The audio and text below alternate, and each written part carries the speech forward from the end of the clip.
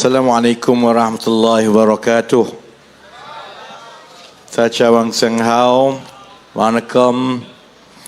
Alhamdulillahirabbil alamin wassalatu wassalamu ala asyrafil anbiya'i wal mursalin wa ala alihi wa sahbihi ajma'in. Rabbi shrah li sadri wa yassir li amri wahlul 'uqdatam min lisani yafqahu qawli. Saudari pengurusi majlis, Ustaz Zawawi, calon untuk Dewan Undangan Negeri Sungai Kandis, sahabat-sahabat saudara Akmal dari Saudara Steven, Dr. Rauf, sahabat-sahabat daripada Pakatan Harapan, daripada Barisan Nasional, daripada Kerajaan Perpaduan, saudara-saudari yang saya kasih sekalian. Saya setiap malam sekarang ini ada hobi baru. Saya akan memulakan ceramah dengan memberi liputan perkembangan kempen di sebelah Perikatan Nasional. Hari ini berita melaporkan bahawa Presiden PAS Tan Sri Ustaz Haji Hadi Awang memberi jaminan bahawa orang bukan Melayu jangan takut kepada PAS, kerana PAS sebenarnya sayang kepada orang bukan Melayu. Sementara itu di Pulau Pinang, pada masa yang sama, rakan baik bukan Melayu PAS dalam Perikatan Nasional, iaitu gerakan, presidennya telah dihalau daripada ceramah PAS. Bukan saja dihalau, tetapi tidak diberikan peluang pun untuk berjumpa dengan Hadi Awang yang baru saja beritahu dia sayang kepada orang bukan Melayu.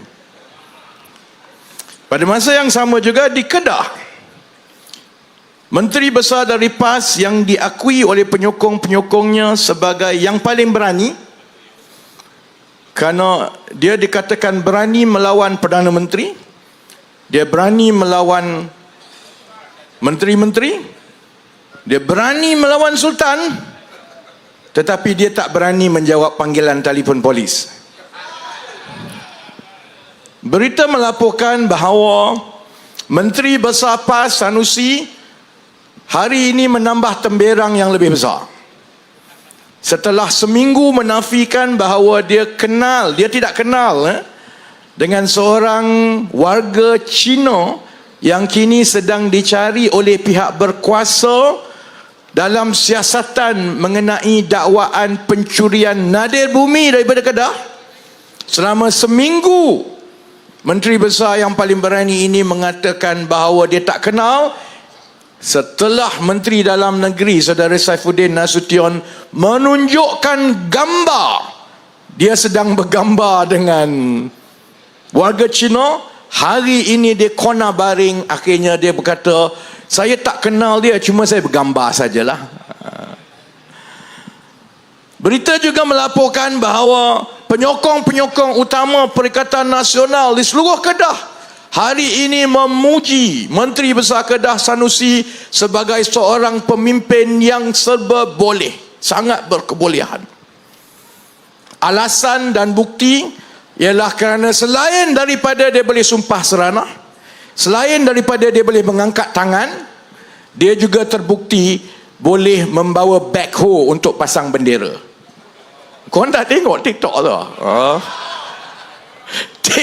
TikTok ya. Memang sahlah Sanusi seorang yang serba kebolehan. Saya tengoklah, ingat ke dia boleh lah cerita benda yang super hebat ke, dia boleh buat roket ke. Ikutlah TikTok Sanusi ni, rupanya dia berkebolehan sebab dia boleh bawa backhoe.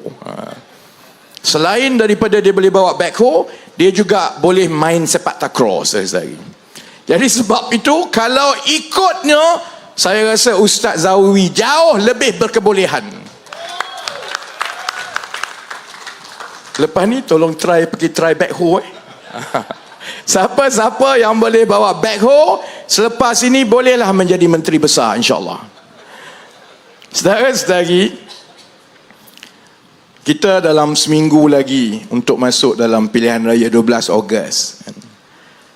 Berdasarkan kepada angka, dan saya daripada 2016 lagi, memang kalau dekat-dekat dengan pilihan raya, saya akan semak tahap sokongan pengundi daripada setiap minggu. Dan setakat ini dia tak lari jauh lah. Daripada satu pilihan raya ke satu pilihan raya, dia sebenarnya tak lari jauh. Setakat minggu ini, angka menunjukkan insya-Allah kerajaan perpaduan tidak ada masalah untuk kekal berkuasa di Selangor, di Negeri Sembilan dan Pulau Pinang. Saudara-saudara. Jadi buat apalah kami susah payah ceramah ni, baik duduk kat rumah tu.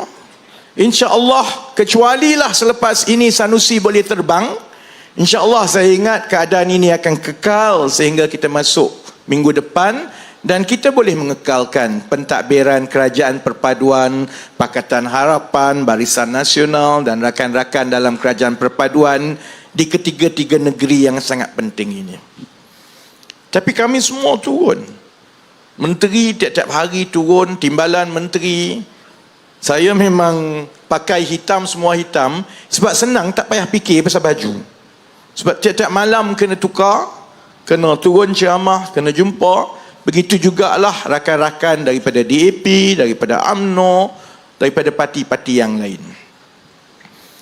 Bercakap pasal UMNO, selalu jugalah orang tanya saya, YB, selalunya wartawan lah suka tanya, YB tak rasa kekok ke sekarang ini bekerjasama dengan UMNO? Saya beritahu, setakat ini saya tak ada masalah lah, sebab saya dalam kabinet, saya duduk sebelah Tok Mat. Dalam kabinet Datuk Seri Anwar, kemudian di sebelah kanan itu Datuk Seri Zahid, kemudian Lok, kemudian saya, kemudian Tok Mat. Dan saya dengan Tok Mat tak ada masalah lah, kerana latar belakang kami hampir sama. Kami orang sektor swasta yang pernah kerja korporat dan sebagainya. Dan kedua-dua kami saya ingat memang kaki pukul mulut celupar. Jadi memang kalau ada apa-apa dalam kabinet, tak ada masalah lah. Kalau paling suka kutuk orang, sembang dulu, kita orang dua orang. Jadi memang tak ada masalah.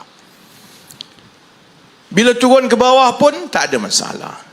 Malah bila datang untuk ceramah, sekarang ni kena ceramah satu pentas ni kan, orang tanya tak kekok ke? Dia sekarang ni dia jadi macam kalau saya nak gambarkan beginilah nah. Dia macam dua orang lelaki yang bila jumpa, dua-dua ni pernah ada girlfriend yang tak boleh pakai. Girlfriend yang tak boleh pakai. Kebetulan kami pernah dating dulu. Lepas kami dating, UMNO kau pandai-pandai pergi dating PAS. Jadi bila jumpa atas pentas semua ni, dia banyak kita nak kongsi ni. Oh dulu dia ni kan buat macam ni kat kita. UMNO pun kata, kita orang pun kena leguh teruk lagi daripada tu. Jadi kalau orang tanya kekok ke tidak, ialah selain daripada kita masing-masing ada pengalaman kena main dengan PAS, dan masing-masing kita cukup faham sebenarnya PAS tidak berminat langsung lah soal mentadbir, soal kemajuan dan sebagainya. PAS hanya berminat untuk dapat kuasa supaya dia boleh letak ramai kawan-kawan dia ni semua di tempat-tempat kerajaan. Tu je minat PAS sebenarnya. Dan kami pernah melalui itu sebab kita bersama-sama dengan PAS mentadbir Selangor daripada 2008 sehingga 2014. Orang PAS memang cukup marah dekat saya sebab mereka meletakkan salah satu watak yang paling kuat dulu tahun 2014 untuk tendang PAS daripada Kerajaan Negeri Selangor. Muka ni lah. Sebab saya masa itu ialah ketua, masa itu saya CEO Pejabat Penasihat Ekonomi Selangor. Tiap-tiap minggu mesyuarat antara 3 orang. Saya, Datuk Seri Anwar sebagai penasihat ekonomi, dan arwah Tan Sri Khalid sebagai Menteri Besar.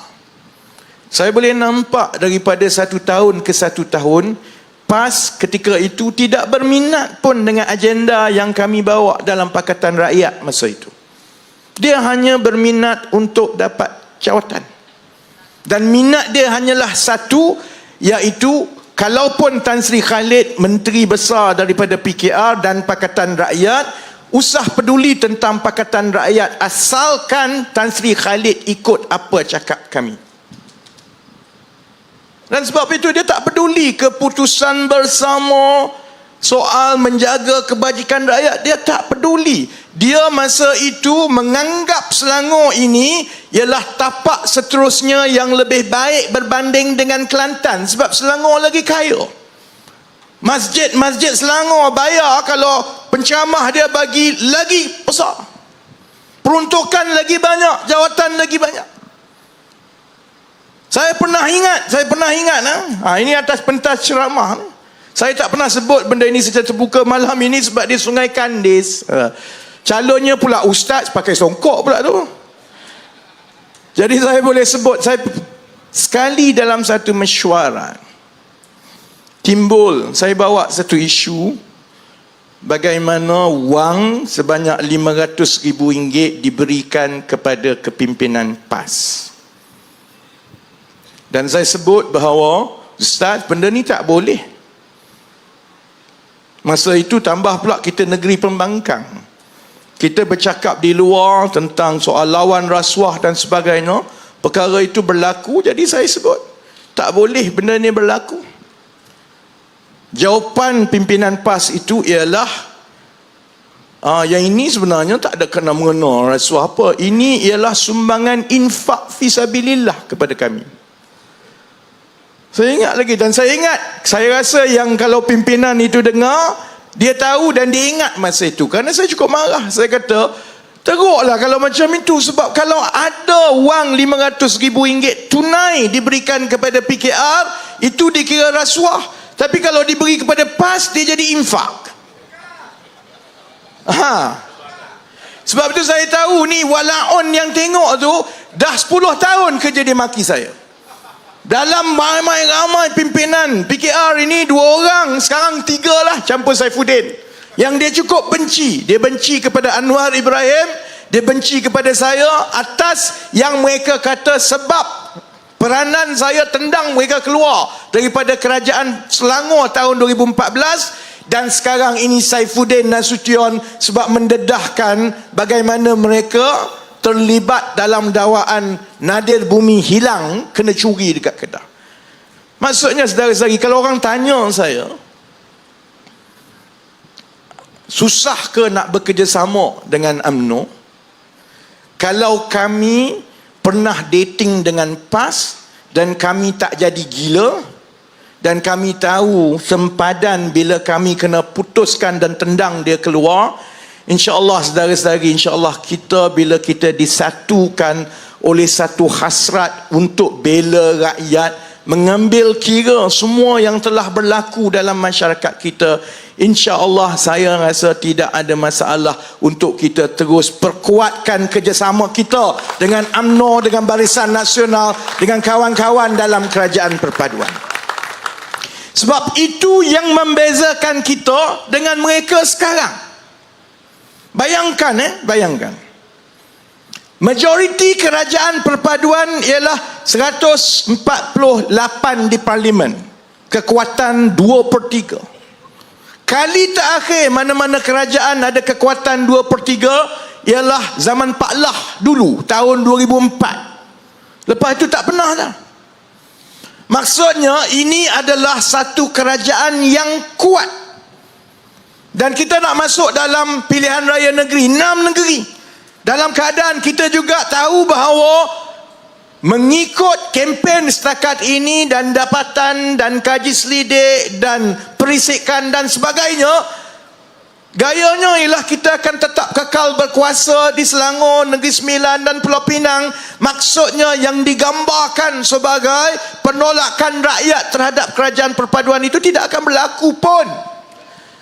Tapi sekarang ini Perikatan Nasional tengah bakar, terutamanya yang muda-muda, bahawa kena turun, bangkitlah kuasa Melayu. Kerana kononnya kalau 12 Ogos ini mereka menang, mereka akan tukar kerajaan. Lembu pun cerdik lagi daripada tu, tahu. Lembu pun tahu beza antara pilihan raya negeri dengan pilihan raya pusat, persekutuan. Kok mananya dia kata boleh bertukar tu? Kok mana?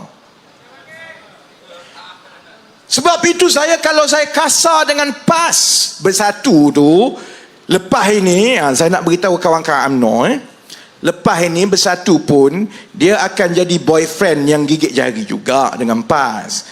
Cuma kita set awal-awal, lepas ini bila dia kena lanyak dan dia kena PAS curang dengan dia datang dengan kita tak payah layan. Tak payah layan kan. Sebab kami pun pernah dengan Bersatu dulu sekejap. Jadi kita pun tahu. Baik. Dalam Perikatan Nasional ni sebenarnya PAS. Dia racun, dia bakar, dia beritahu begitu semata-mata dia nak perbodohkan rakyat, terutamanya yang Melayu-Melayu yang muda ini. Kononnya kalau mereka ramai-ramai, lagi perkauman, lagi kasar, lagi biadab, maka dalam pilihan raya negeri lepas habis 6 negeri, maka akan tukar kerajaan persekutuan. Saudara-saudari tahu benda tu takkan berlaku pun. Dia takkan berlaku. Bagi saya biarkan mereka. Biar Mahyudin betul-betul bakar ni. Biar PAS bakar. Sebab bila dia terlebih bakar macam ini, mereka akan terbakar lepas 12 Ogos. Kerana yang dijanjikan kepada rakyat, kepada orang Melayu yang duk sokong dia tu, yang muda-muda yang duk buat TikTok angkat tangan lawan Anwar tu, lepas ni potong tangan kamu nak letak ke mana? Sebab benda tu takkan berlaku. Saya tahu contohnya lepas ini 2-3 bulan daripada sekarang, PAS dan juga Bersatu lepas ini akan ada masalah dengan penyokong mereka sendiri. Kerana dia juga beritahu penyokong dia bahawa lepas ini akan tukar kerajaan, kita jadi kerajaan persekutuan. Lepas 2 bulan, penyokong dia sendiri kata, dulu kamu kata tukar, kamu suruh kita buat macam-macam, tiba-tiba tak tukar pun. Dia macam RUU dululah. Sikit-sikit jom kita ke Padang Merbok, kita tukar kerajaan Islam kita buat hudud. Sampai ke hari ini daripada hudud RUU jadi REE, Bumi Nadi. Saya tahu benda tu. Jadi biarkan dia. Tapi masalahnya ialah begini. Macam yang saudara Anwar sebut, kita berada di landasan yang betul. Kalaupun saya bersemangat sangat, kawan-kawan semua bersemangat, walaupun sebenarnya tak ada keperluan. Saya tahu keadaan tidak akan bertukar. Saya tahu kursi saya tak terlibat. Saya tahu kawan-kawan insya-Allah lepas semua. Saya tahu kita akan terus. Sepatutnya saya tak payahlah sampai hilang suara, makin gemuk, kena pakai baju hitam tiap-tiap malam. Sebabnya ialah saudara-saudari, kita semua sayang kepada negara kita. Kita sayang kepada orang yang susah. Kita masuk politik sebab kita ingin mencari sedikit pahala. Dan cara paling baik untuk kita dapat pahala kalau kita diberi tanggungjawab dan amanah awam ini ialah kalau kita boleh tolong orang yang lemah, orang yang miskin, orang yang perlukan pembelaan. Dan sekarang kita berada di landasan yang baik. Banyak perkara yang sebelum ini kita rasa susah. Negara kita ni bergelumang dengan masalah, dengan segala cabaran. Kita sudah mula susun satu demi satu dan landasan itu baik. Tapi landasan itu sekarang hendak disabotaj oleh Perikatan Nasional hanya sebab mereka nak kuasa. Saya pernah tanya Tan Sri Muhyiddin tahun 2018. Saya rapat dengan dia dulu sebab dalam PKR perunding kursi daripada dulu adalah saya. Marilah girlfriend boyfriend mana pun kena runding dengan aku nak masuk Miminang. Jadi zaman itu dengan Bersatu, yang merundingkan bagi pihak Bersatu adalah Tan Sri Muhyiddin, saya dengan Saifuddin bagi pihak PKR. Jadi kami rapat. Lepas 2018 saya tanya dia, Tan Sri tak sihat, Tan Sri ada kanser, Tan Sri ialah. Jadi apa rancangan Tan Sri? Saya ingat lagi yang dia jawab. Dia beritahu saya tak berminat lah, saya pernah jadi timbalan Perdana Menteri semua saya. Kalau saya nak apa-apa, saya jadi Perdana Menteri je lah. Dia. Itu tahun 2018. Tan Sri Muhyiddin anda telah diberikan peluang oleh Allah untuk jadi Perdana Menteri. Tepuk atap tak tepuk atap tu belakang kira lah. Tapi Allah dah bagi pun jadi Perdana Menteri 18 bulan. 18 bulan yang derita untuk rakyat. 18 bulan yang mewariskan hutang yang sebegitu besar kepada kami sekarang. 18 bulan yang jana tak jana wibawanya, habis duit rakyat kiri kanan. 18 bulan yang kami semua dikurung. 18 bulan yang ramai orang kehilangan keluarga. Bukankah lebih baik untuk tidak lagi terus buat kacau begini? Tapi taklah. Sebab dia masih lagi nak jadi Perdana Menteri, yang PAS itu masih lagi nak seberapa banyak jawatan. Akhirnya yang mereka buat ialah mereka terus bagi gambaran dan meracun, terutamanya Melayu yang muda-muda, bahawa kononnya bila ada gelombang yang besar, ini akan menjatuhkan kerajaan perpaduan.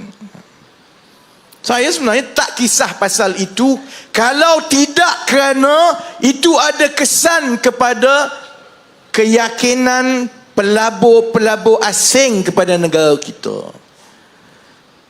Kita ambil alih kerajaan perpaduan dan pentadbiran ini dalam keadaan yang mencabar. Kita ada cabaran dunia. Pertumbuhan ekonomi dunia semakin rendah. Kemudian kita juga ada cabaran dari segi kenaikan harga barang. Masa kita mula-mula ambil alih itu, Perikatan Nasional tinggalkan kadar inflasi yang paling tinggi. Sejak bila pun saya tak ingat dah. Dia dah dekat 5% masa tu. Malaysia jarang. 3% pun jarang. Zaman dia dah dekat 4.8%. Kalau tak tukar tu dia naik sampai ke 5%. Kita ambil alih pentadbiran dalam keadaan hutang sampai 1.5 trilion. Bayar bunga saja dekat 20-30 bilion setahun. Baik Jadi pelabur-pelabur asing dia tengok kat Malaysia. Dia kata, yalah Malaysia ni dah lah nampak macam tak ada industri baru. Lepas tu nampak macam bergolak lagi, masih lagi bergaduh. Sebelum itu asyik bertukar Perdana Menteri. Jadi dia tunggu sekejap. Kemudian nak dijadikan cerita pula, Amerika Syarikat terus naikkan kadar faedah dia. Lagi naik, lagi payah kita. Kerana bila dia naikkan kadar faedah dia, pelabur kata daripada aku letak duit dekat Malaysia, baik aku simpan dekat US. Lagi banyak pulangan. 4-5%. Kat Malaysia, 3% je. Dah payah lagi kita. Kemudian dalam tempoh 5-6 bulan pertama, walaupun duk tanyalah, apa kamu buat, apa kajian buat, apa kajian buat. Saya bersabar sebab bayangkan keadaan dia begini kan. Kalaulah kita buat macam itu kepada kerajaan PAS Kelantan 33 tahun. Bukan 6 bulan, 33 tahun. Kalau dulu, saya ingat masa saya kecil-kecil dah. Saya orang Terengganu kan. 3 suku darah Kelantan. Saya orang Besut. Jadi, yalah banyak keluarga Kelantan. Saya ingat masa saya kecil-kecil dulu, air Kelantan tak adalah macam Starbucks sekarang. Adalah jernih lah sedikit. Yang dulu-dulu lah. Hasil daripada 33 tahun mereka memerintah, Starbucks pun tak nak buka dekat Kelantan. Tak boleh buat peniaga. Air itu makin teruk. Agaknya karat makin teruk dalam paip. Sebab 33 tahun kau buat apa sebenarnya? Tapi kita tak ada lah buat bising macam tu. Tak ada ratib tiap-tiap hari. Kita tak ratib kat dia tanya, yang dulu kamu seret pakcik-pakcik tua daripada seluruh Malaysia pergi berkumpul kat Padang Merbuk, bergaduh kononnya nak buat hukum hudud. Mana hudud kamu? Kamu ada 33 bulan masa dalam kerajaan, tak ada hudud. Kita tak adalah kata macam tu sebab kita tahu bahawa fokus kita ialah rakyat dan negara. Yang kita nak tumpu ialah macam mana nak bawa negara dan ekonomi ke landasan yang betul. Dan untuk itu kita tumpukan 4-5 bulan. Dia nak bising-bising lah, dia nak kempen jatuhkan kerajaan, ikut suka kamu lah. Kita perlukan 4-5 bulan yang pertama sejak kita ambil alih itu untuk kita rangka dasar yang baru-baru ini Datuk Seri Anwar lancarkan sebagai ekonomi madani. Baik, orang tanya, kenapalah lama sangat kamu tak buat apa-apa? Korang pernah semak tak sebelum ini, kerajaan-kerajaan sebelum ini, lama mana yang diambil masa untuk menghasilkan satu pelan ekonomi? Datuk Seri Najib dulu lebih kurang 12 bulan. Ambil alih April 2009, lancar di Parlimen sekitar Ogos, tak silap saya, 2010. Kemudian zaman Pakatan Harapan, saya tak tahu Azmin ada buat apa-apa tak? Saya tengok kerja dia duk ikut Mahathir pergi mana-mana. Jadi saya tak ingat dia ada lancar apa ke tak lancar, saya pun tak tahu. Kemudian Tan Sri Muhyiddin Yassin jadi Perdana Menteri, dia tak lancar apa-apa pun. Dia tutup pintu kita ada lah. Tak ada. Kerajaan perpaduan ambil masa 7 bulan daripada tarikh kita diangkat untuk memikul amanah kerajaan untuk hasilkan satu dokumen perancangan ekonomi. Kau nak lama mana lagi? Kau nak cepat macam mana? Sebab kita juga tahu bahawa kerangka ekonomi itu bukan sebab nak menang undi. Kerangka ekonomi itu terutamanya ialah untuk meyakinkan pelabur-pelabur bahawa rancangan kita itu ialah rancangan yang baik, bukan rancangan yang populis, bukan rancangan yang angan-angan, rancangan yang tulus, ikhlas dan jujur dengan masalah-masalah yang kita ada. Jadi kenapa kita perlukan 6 bulan? Sebab pertama, kita kena semak semua perancangan-perancangan yang lepas-lepas. Sebab itu kalau tengok Sanusi, dia bagi gaya macam Kedah ini negeri yang paling hebat di seluruh Asia. Kempen dia sekarang Greater Kedah. Aku tak tahu kok mana yang greaternya. Dia tiru daripada Kelang Valley, Lembah Kelang. Lembah Kelang, walaupun kita ada Selangor dan kita ada wilayah, kita ada satu perkumpulan ekonomi yang sama, iaitu Lembah Kelang. Jadi bila kita nak merancang mengenai ekonomi di Selangor, di Lembah Kelang, sebab itu kita tak boleh tengok Kuala Lumpur saja atau Selangor saja. Kita kena tengok secara keseluruhan. Sebab itu dipanggil sebagai Greater Kelang Valley. Sanusi ni agaknya dia kemaruk sangat nak datang Selangor. Sebab orang tanya dia, kenapa kamu tak majukan Kedah? Dia kata kalau kami dekat dengan KL pun kami maju juga. Tu saya kata macam itu senang lah. Siapa-siapa menang, manifesto dia sebagai Menteri Besar Kedah, kalau saya menang, saya akan ambil Pulau Pinang. Kalau saya menang, saya akan ambil Kuala Lumpur jadi sebahagian daripada Kedah. Saya melawak je, tengok dia buat betul saudara-saudari. Kempen dia sekarang Greater Kedah. Kedah tu besar tu lah. Kau nak ambil yang mana lagi? Greater Kedah. Lepas itu tengok dia punya cara sembang tu, cara dia macam semua ini hanya berlaku sejak dia jadi Menteri Besar.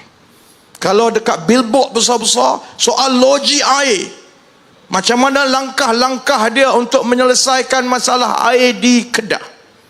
Dia sembanglah cerita pasal loji air baru gini. Exco air daripada Pakatan Harapan sebelum dia tebuk atap, Saudara Zamri, kemudian jawab mudah ya. Zamri kata loji air yang 5 tu yang ada, loji rawatan air di Kedah yang Sanusi duk jual sebagai pencapaian dan kehebatan dia, loji itu bukan saja PAS yang tak minta, Pakatan Harapan pun tak boleh nak mengaku. Sebabnya permohonan loji air itu dibuat oleh Datuk Bashar zaman UMNO dulu pun. Daripada zaman Datuk Bashar, Menteri Besar Kedah dulu yang minta 5 loji air tu.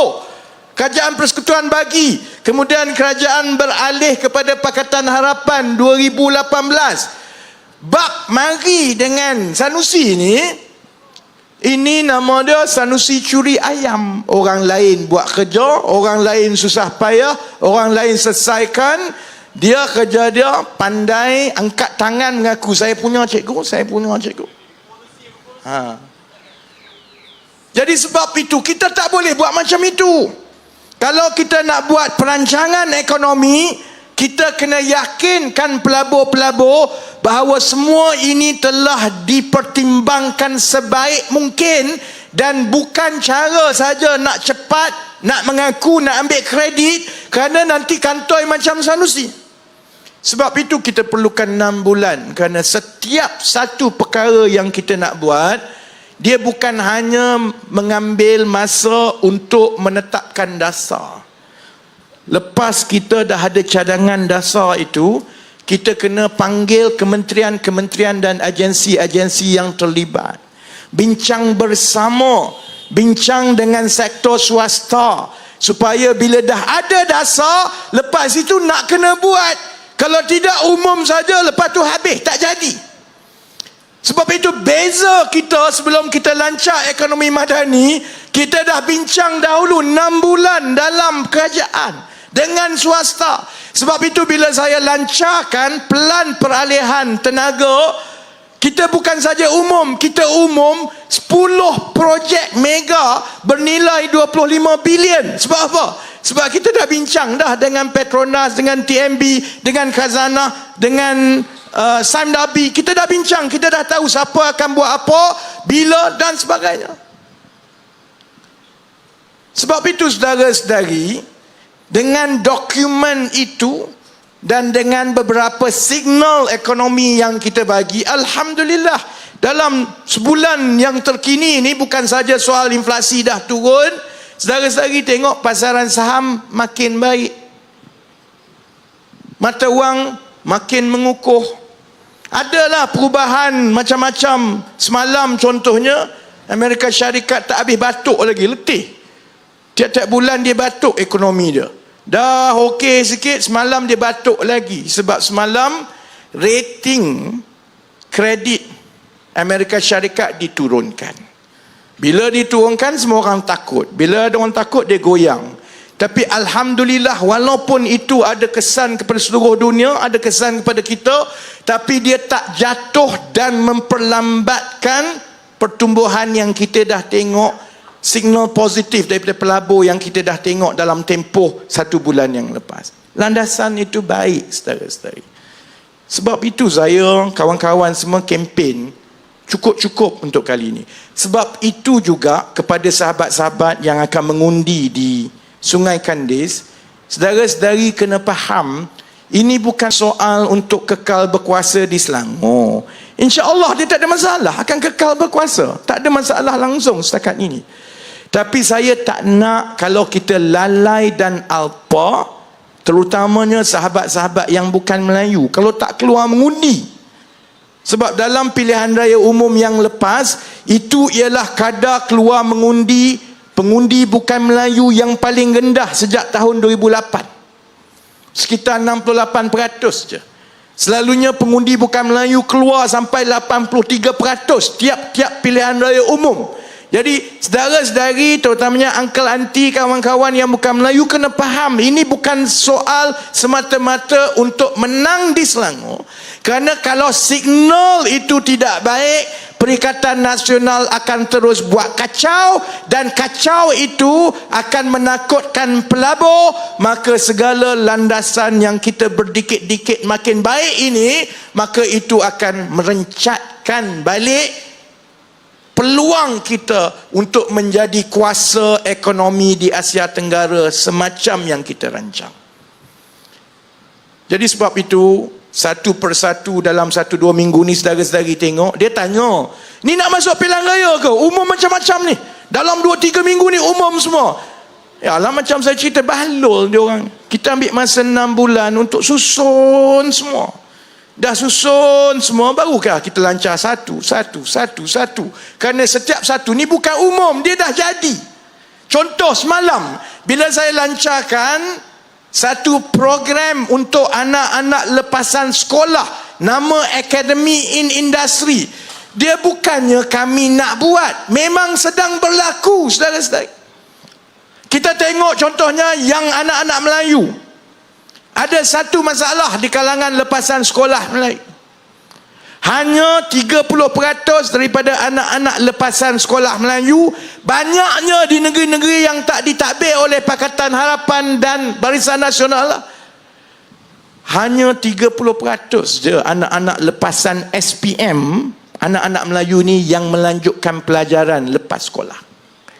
70% tidak ada peluang. 70% lepas sekolah kena pandai-pandai sendiri.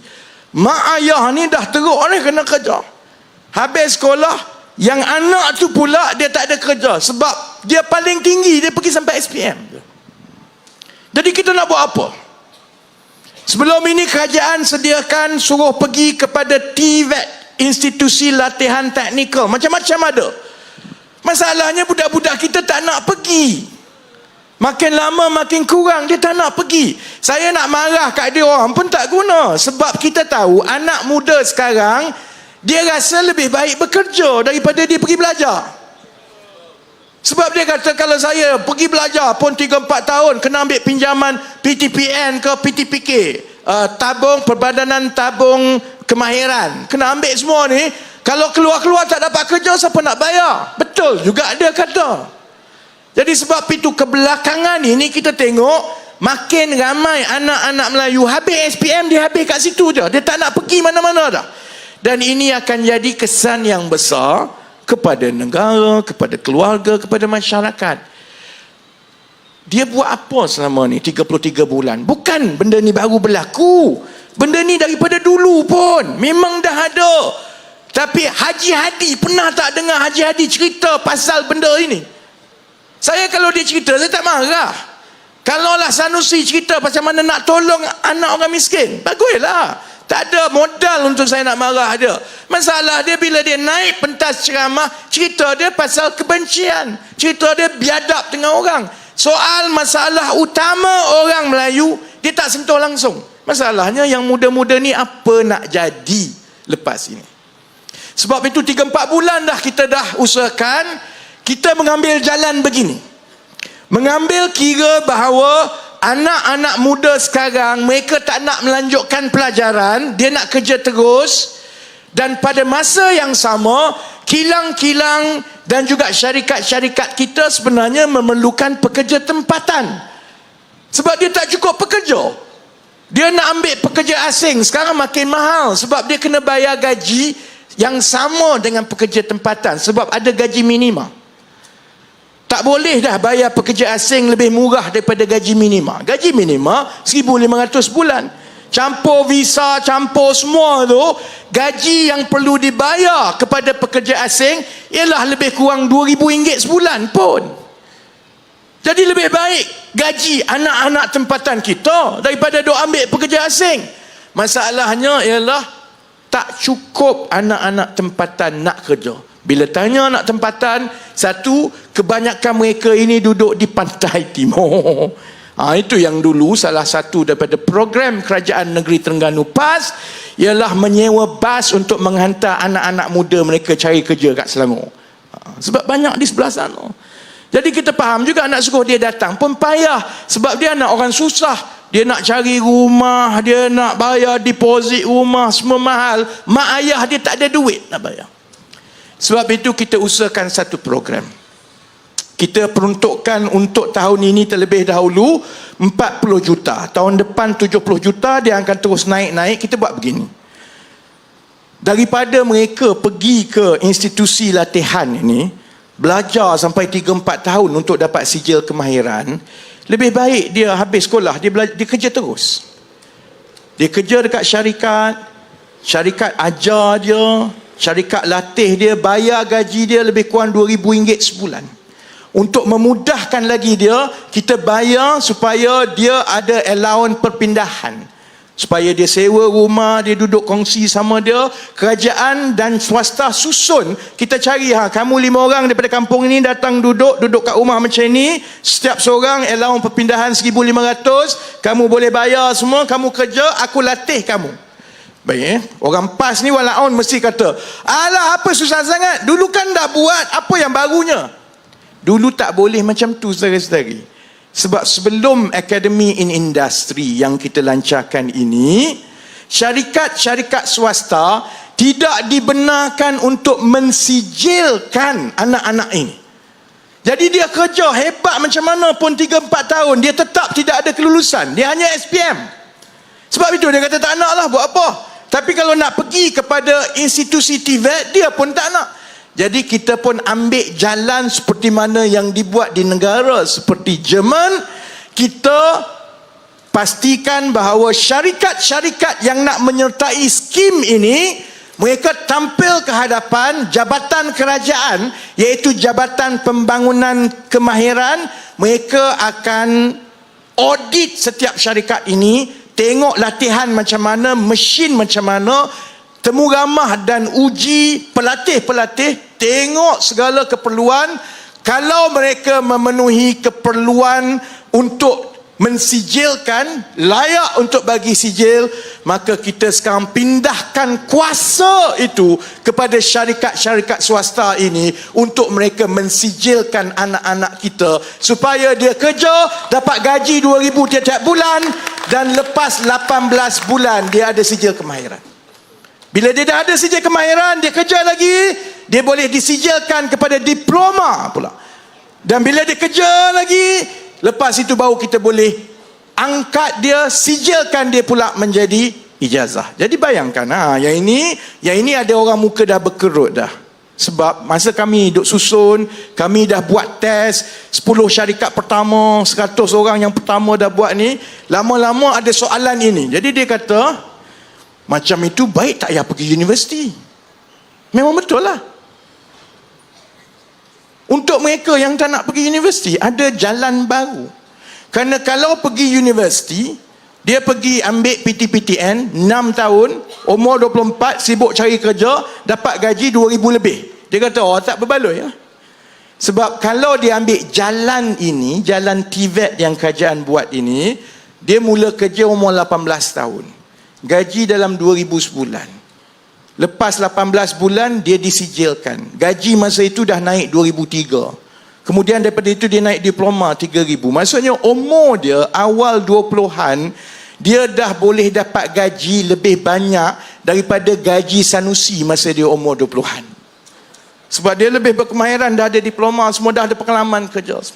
Jadi saudara-saudari, benda ni penting. Sekarang sasaran kita sampai akhir tahun, kita berbaki 5 bulan ini, kita yakin kita boleh latih dan ambil anak-anak lepasan sekolah seramai 20,000 orang. Sebab dah ada 200 syarikat yang telah ditauliahkan sebagai berkelayakan untuk mensijilkan anak-anak lepasan sekolah. Dan mereka ini semua syarikat-syarikat besar, DRB, Highcom, CTRM, syarikat elektronik antarabangsa semua.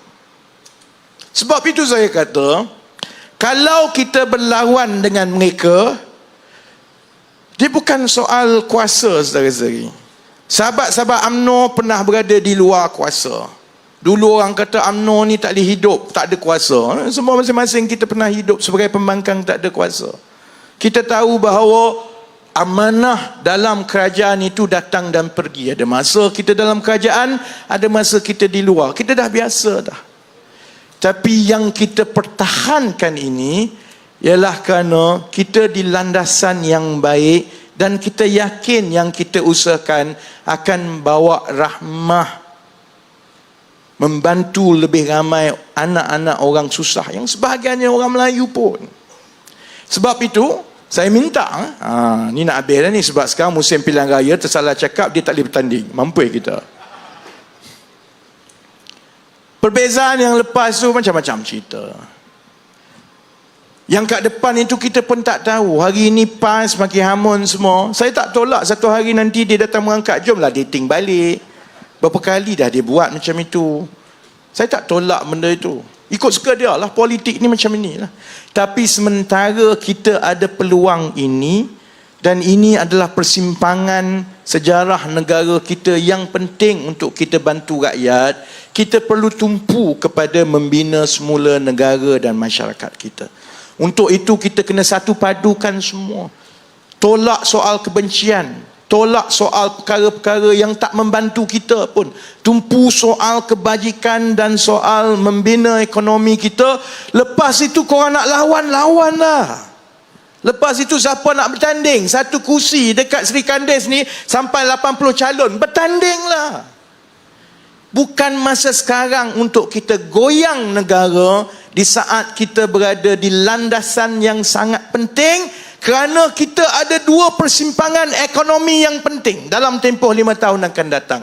Kalau kita terus berkembang macam sekarang dan terus dapat kepercayaan daripada pelabur, menjelang tahun 2027, seawal 2027, negara Malaysia akan diiktiraf sebagai negara maju. Kita ada peluang tu 3 tahun je lagi, saudara-saudari. Tak jauh dah, 3 tahun saja lagi. Kita dah dekat nak masuk dalam kelab 30 negara paling kaya dalam dunia sebagai negara maju.